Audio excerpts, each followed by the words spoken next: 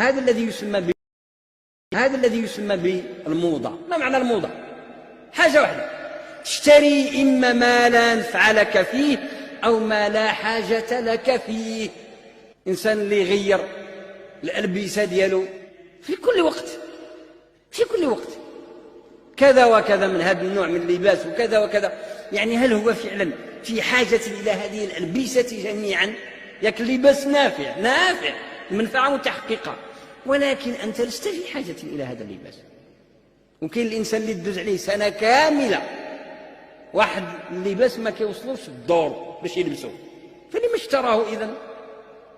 هو قد اشترى شيئا لن يستفيد منه فوق حاجته، فهذاك اللباس زيد في الحقيقة ماشي ديال أولي القربى، وآت ذا القربى حقه والمسكين وابن السبيل.